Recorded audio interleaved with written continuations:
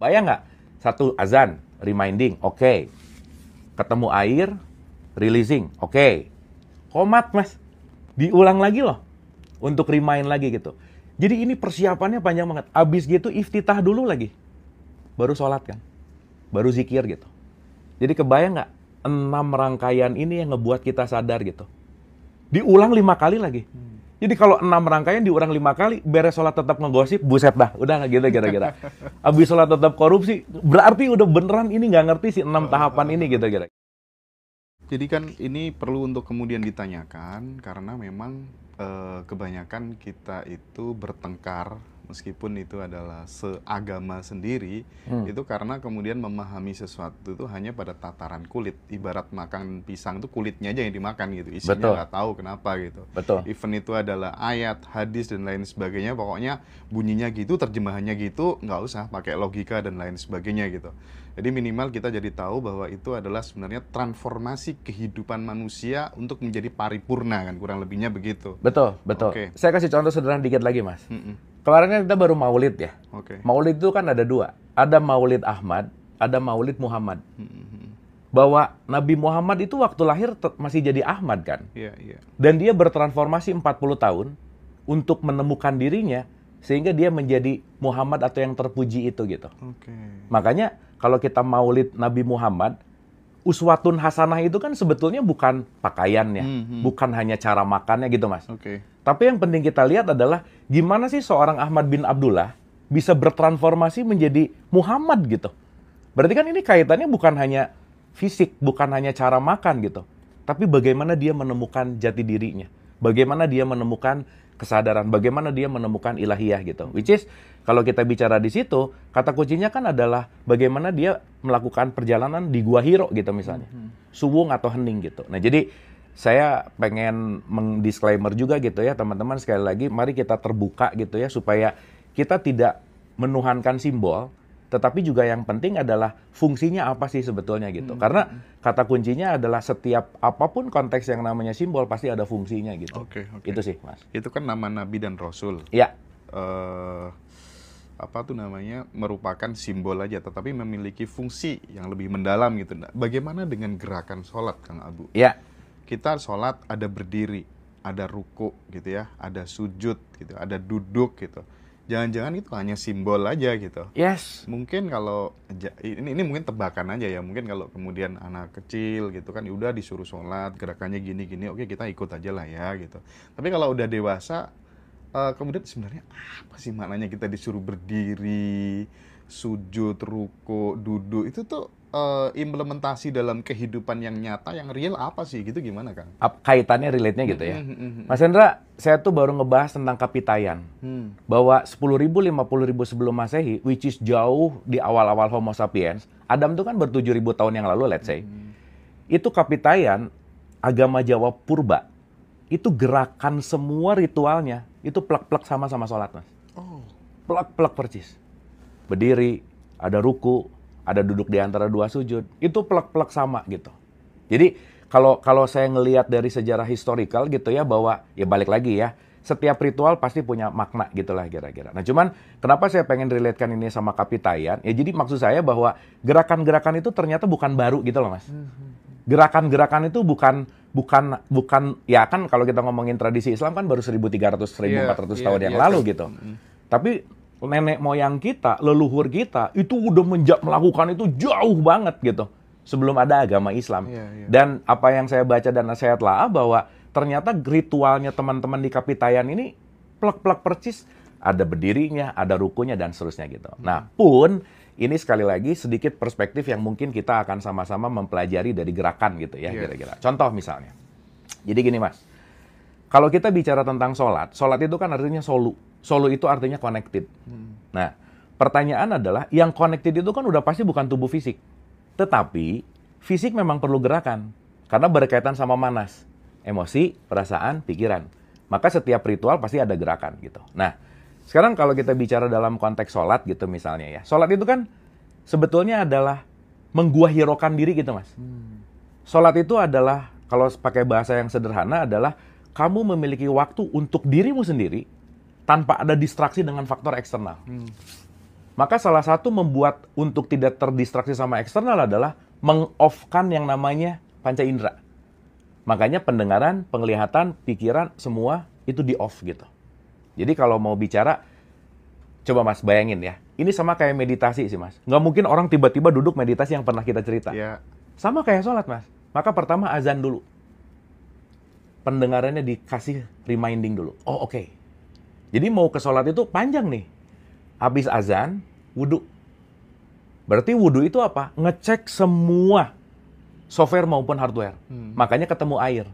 Ingat 80% diri kita adalah air. Air itu adalah konteksnya back to the nature dulu deh.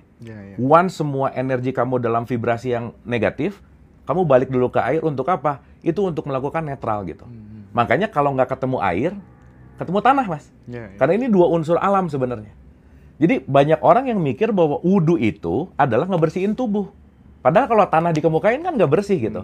Tetapi concernnya adalah artinya grounding gitu Mas. Turunin semua vibes buruk. Konteksnya adalah begitu kamu ketemu air atau ketemu tanah, kamu releasing bad energy supaya itu menjadi netral gitu. Makanya 50% khusyunya sholat itu ada di wudhu. Kalau wudhunya nggak khusyuk, sholatnya pasti nggak khusyuk. Nah, kebayang nggak? Satu azan, reminding, oke. Ketemu air, releasing, oke. Komat Mas, diulang lagi loh. Untuk remind lagi gitu. Jadi ini persiapannya panjang banget. Abis gitu iftitah dulu lagi. Baru sholat kan. Baru zikir gitu. Jadi kebayang nggak?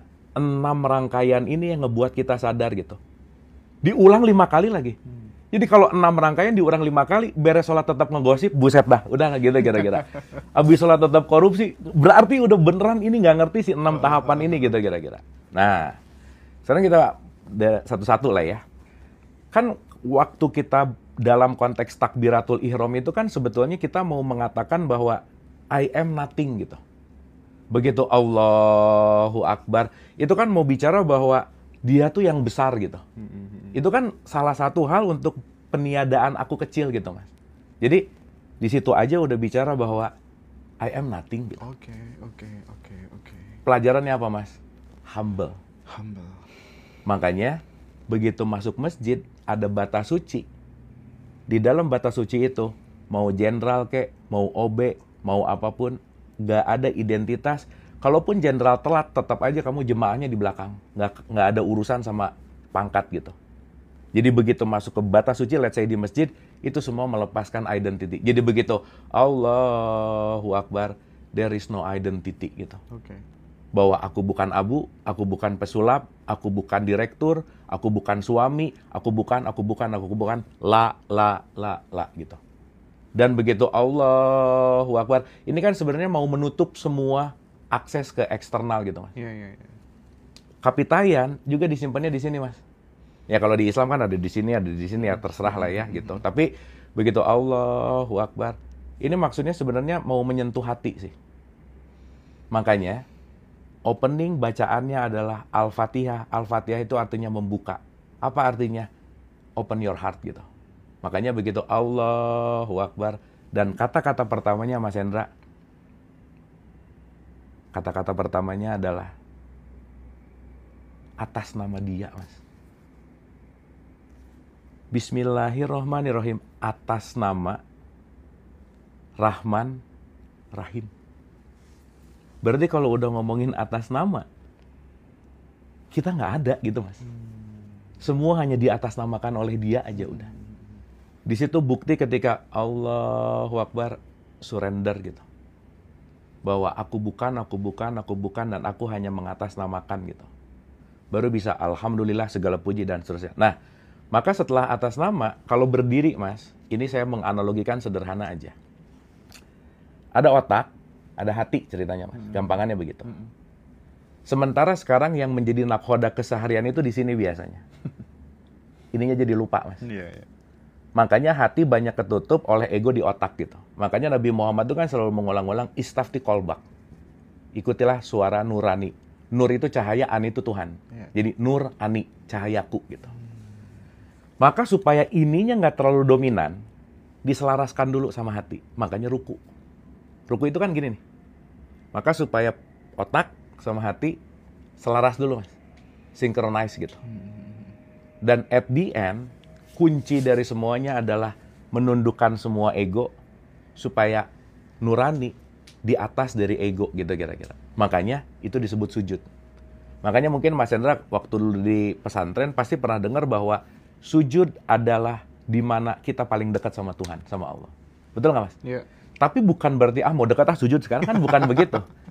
Tapi menyujudkan ego, menyujudkan keinginan, menyujudkan semua perspektif, ekspektasi yang ada di sini. Simpan ini di bawah dan biarkan mukamu tertutup, Mas. Jadi kalau muka kamu tertutup berarti kamu udah nggak penting lagi gitu. Soalnya sekarang kalau kita malu, mau ditaruh di mana muka saya, betul nggak Mas? Ini penting banget nih. Tapi begitu sujud, Mas, there is no identity, tidak ada identitas sama sekali, tidak ada self sama sekali. Disitulah peleburan bahwa aku dalam tanda petik hanya menghambakan diri gitu. Selesai, itu diulang, dan kata kuncinya, indikator parameter orang yang semua ini dilakukan dengan oke, pasti Mas, salam kanan, salam kiri. Keberadaan aku pasti akan membuat kanan dan kiriku, salam itu damai. Maka kalau orang udah terkoneksi, pasti keberadaannya membuat kedamaian gitu. Kira-kira gitu, Mas. Oke. Nah, Kang Abu, itu kan tadi dalam perspektif Islam yang kita bahas gitu ya. Nah, masih banyak loh teman-teman kita itu yang sedikit-sedikit melihat perbedaan tuh sesat gitu kan ya. Gimana sih mempertemukan persamaan antara agama yang ada di Republik ini gitu. Sebenarnya ada persamaannya apa enggak gitu supaya mengakhiri jangan berteman sama itu Nasrani, itu Hindu, itu Buddha dan lain sebagainya gitu. Gimana Kang? Ya ini tuh namanya subliminal message ya. Iya. Jadi Mas Hendra memang tersubliminal oleh baju tulisan saya sih gitu. Makanya saya sengaja pakai bagimu apa nih? Bagimu agamamu, bagiku kau saudaraku gitu. Gini Mas. Salah satu hal yang penting dalam konteks yang namanya agama, kita penting untuk menyadari bahwa agama itu jembatan. Mau nggak mau, suka nggak suka, agama itu adalah jembatan. Dan kalau saya lahir di Vatikan, mungkin saya jadi Katolik, Mas. Oh, pastilah. Ya kan? Iya. Kalau saya lahir di India, mungkin jadi Hindu. Atau Buddha, atau apapun lah gitu. Nah, yang menarik adalah ketika kita mulai menyadari bahwa kebanyakan kita tuh nggak memilih agama. Karena kebanyakan kita diwariskan agama. Pun, kalau kita mulai menyadari, agama tidak pernah menjadi tujuan, tetapi agama itu adalah jembatan. Dan saya selalu mengatakan bahwa semua agama nggak sama, karena punya tata cara yang berbeda. Tapi tujuannya sama, gitu. Jadi, kalau sekarang kita mulai meluas gitu ya Mas ya, sorry ya, bahwa concern kalau kita bicara perbedaan agama, perbedaan jalan, perbedaan jembatan, perbedaan itu pasti akan selalu ada by the way. Tetapi kalau kita menyadari bahwa semua jalan menuju kepada titik sampai yang sama, saya rasa kalau kita ngelihat persamaannya, kalau kita ngelihat bahwa unsur pada akhirnya kita semua akan menuju ke tempat yang sama, disitulah kesadaran mulai muncul bahwa ego tentang agama, saya rasa penting untuk kita latih lagi gitu, untuk tidak mengedepankan perbedaannya karena, contoh aja, let's say dalam perspektif berlomba-lomba dalam kebaikan, Mas. Nggak ada kata-kata berlomba-lomba dalam kebenaran gitu. Dan ya balik lagi ya, ini Quran juga yang ngomong. Di surat 22 ayat 17 misalnya, di surat 2 ayat 62, mau kamu musyrik, Nasrani, Yahudi, semuanya deh, terserah. Semua penilaian hanya punya aku, kata Tuhan. Jadi semua agama itu adalah jalan, semua agama itu adalah pendidikan, intinya adalah kamu bisa menemukan dirimu atau tidak gitu. Karena puncak dari semua agama adalah jembatan untuk menemukan diri yang sejati di dalam. Dan kalau kita sudah mulai menemukan diri sejati yang di dalam, kita sudah menemukan Tuhan itu sendiri gitu, dalam tanda petik. Gitu sih Mas. Jadi kedewasaan sih ya yang paling penting, bahwa ya sorry itu saya ya, misal saya selalu pakai analogi, mungkin Mas Hendra agak bosan dengar saya ngomong ini karena ini saya ulang-ulang. Sepak bola tuh 90 menit, menit kelima kebobolan 2-0 ya belum bisa disebut kalah Mas. Karena waktunya masih banyak gitu. Jadi kalau sekarang ngomong kafir, tar dulu. Permainan belum berakhir. Dan jangan lupa Mas, selalu saya pengen ngulang-ulang bahwa kita semua adalah murid semesta. Murid Mas, gurunya tuh cuma Tuhan. Jadi kalau kita mau tahu dan mau sadar bahwa kita semua sesama murid, saya selalu ulang-ulang Mas Hendra, sesama murid itu dilarang mengisi rapot temannya, udah itu yang paling penting. Jadi ya udah aja sih gitu. Iya. Oke, jadi jangan buru-buru kemudian menghakimi perjalanan hidup orang lain gitu ya. Mas, ini kita penting menyadari ya. Kita tuh nggak pernah tahu battle atau pertempuran apa di belakang orang ini, Mas. Begitu kita ngelihat orang ini langsung ngejudge, kita nggak pernah tahu betapa sakitnya dia, pedihnya dia, penderitaannya, dan seterusnya. Kita nggak pernah tahu semua perjuangan orang sampai ada di hadapan kita. Kita tuh nggak pernah tahu gitu. So, daripada kita melakukan judgment, daripada kita melakukan mengkafirkan, menyesatkan, dan lain-lain, penting dalam konteks kesadaran adalah bagaimana saling melakukan yang namanya pengertian gitu. Karena mau nggak mau, suka nggak suka, kita makhluk sosial, ya kita semua adalah konstruksi sosial. Nah, sosial itulah kita penting untuk ada kesalingan di situ. Itulah yang disebut ekosistem. Nah, makanya jangan menjadi ekosistem gitu. Nah, kita berekosistem aja gitu. Oke. Nah, teman-teman semuanya, jangan lupa aku ngingetin nanti sekitar Desember Ngaji Rasul akan bikin retreat nasional gitu. Tempatnya mungkin di Sentul di Jakarta bersama 2 mursyid kita. Ya, Kang Abu dan Pak Wayan Mustika. Itu nanti mungkin di sana kita akan dibaiat bersama-sama. Bahasanya ngeri banget nih, kita akan dibayar gitu ya. Enggak teman-teman, jadi ini menarik ya. Ini merupakan potret nyata kebangkitan spiritual di Nusantara, luar biasa. Teman-teman udah mulai aware gitu, nggak beda-bedakan lagi mau dia Hindu, mau dia Buddha gitu ya, mau dia Muslim, semuanya ketika ditarik ke dalam itu ternyata ketemu persamaannya. Iya. Gitu ya, Persamaannya satu, Mas, manusia, udah gitu aja. Manusia. Kita semua manusia gitu. Oke. Nah, Kang Abu, sebelum nanti dilanjutkan sama siapa tuh namanya, Chef Citra gitu ya, karena yang kita mau masak nih abis ini. Iya. Karena yang sudah sampai pada makom Yakub Kang Abu gitu, kesimpulannya apa Kang Abu? Oke, kesimpulan pembicaraan kita ya. Satu gitu ya, bahwa kesimpulan diskusi kita saat itu, di kesempatan ini adalah, teman-teman, jangan terlalu cepat mengambil kesimpulan apapun. Karena kita tahu bahwa hidup ini adalah dinamis gitu. Once kehidupan ini dinamis, maka ketika kita selalu berproses dan untuk selalu bisa hadir utuh di sini saat ini, di situ kita akan semakin meluas gitu. Bahkan ketika kita tidak terlalu cepat mengambil keputusan, dan yang paling terpenting adalah tidak ada yang namanya mindsetnya pada goalsnya gitu, pada hasil gitu. Jadi maksud saya adalah jangan buru-buru mengambil keputusan, jangan buru-buru mengambil kesimpulan, tidak meletakkan bahwa ini goal saya tuh atau tujuan saya tuh seperti apa gitu. Tetapi kata kuncinya, teman-teman, mari kita terus bertumbuh. Karena sebanyak-banyak yang kita tahu, lebih banyak yang kita nggak tahu. Lebih baik kita terus mencari tahu, membuka diri, membuka pikiran, dan membuka hati. Karena mau tidak mau, manusia itu debunya bumi. Bumi itu debunya galaksi. Semua library, buku sebumi raya ini kita makan dan kita tahu apa sih tentang semesta raya. We are nothing. Dan yang paling penting, teman-teman, nggak usah ngerasa penting aja. Itu yang paling penting. Oke ya, teman-teman, nice gitu ya, amazing pokoknya. Tontonan seperti ini penting untuk kemudian ditransformasikan ke semua orang supaya meminimalisir kebencian yang semakin meluas gara-gara akun Fufu Fafa. Oke ya, terima kasih banyak. Fufu Fafa lah ya. Thank you. Oke.